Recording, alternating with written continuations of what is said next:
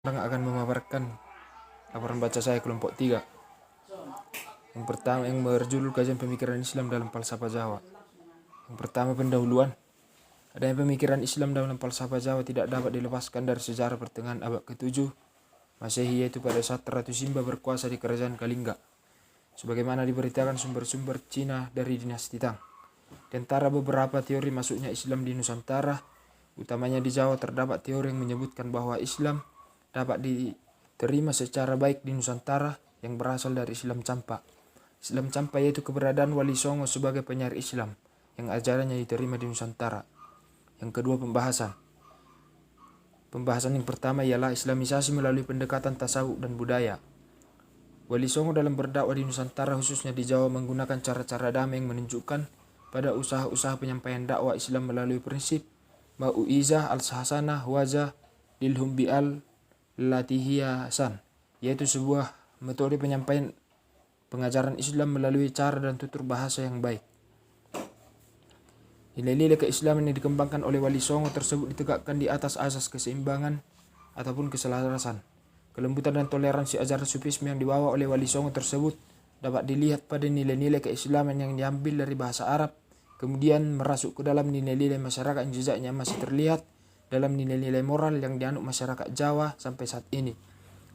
Pembahasan yang kedua mengenai tradisi Islamisasi melalui nilai-nilai dan budaya dan karya sastra. Kelenturan ajaran sufisme yang dibawa oleh Wali Songo sebagaimana yang telah dipaparkan di atas. Terlihat jejaknya pada proses Islamisasi Nusantara melalui jalur asimilasi dalam kehidupan sosial, budaya, seni, adat, sastra, pendidikan, dan adat kebiasaan. Yang ketiga, karya sastra Jawa bersifat didaktik.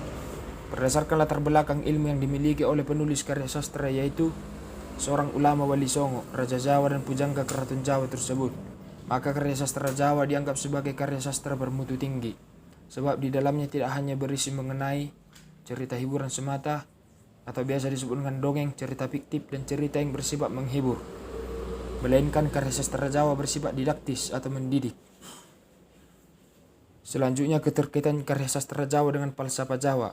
Berbeda dengan falsafah Barat yang dirumuskan melalui logika berpikir secara langsung dan bersifat lugas, maka falsafah Jawa justru disampaikan dalam bentuk ungkapan-ungkapan, renungan-renungan berbentuk perlembagaan dan kiasan yang dituliskan dalam karya sastra Jawa.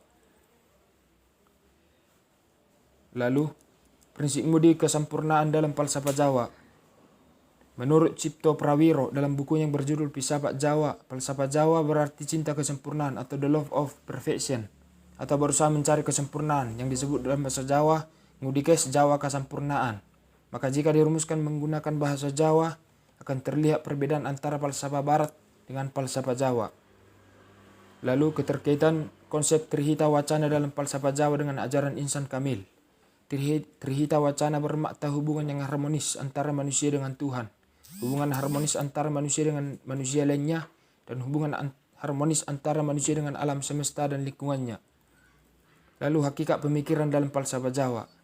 Hakikat adalah intisari dasar, sementara pengertian hakikat menurut Endra Suara dalam buku yang berjudul Filsafat Sastra, yang berasal dari kata hak yang berarti kanan, yang berarti juga benar.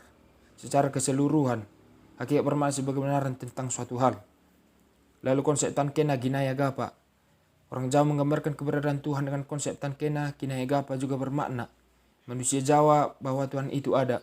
Tankena Ginaya Gapa juga bermakna manusia Jawa meyakini adanya Zat Tunggal yang widi yang mutlak kekuasaannya, tetapi tidak dapat dijelaskan wujudnya. Lalu dengan konsep Gusti Allah Orasare. Konsep Allah Orasare yang berarti Tuhan tidak tidur, yang senantiasa terjaga di setiap masa. Dengan konsep Sangkanparan. Sangkanparan berarti hari pia, berarti dari mana dan akan kemana. Atau berarti sebuah konsep yang menanyakan dari mana dan akan kemana, pencipta seluruh isi alam semesta ini. Terima kasih, begitu dengan laporan baca saya. Kesimpulan terlampir. Terima kasih, Shalom.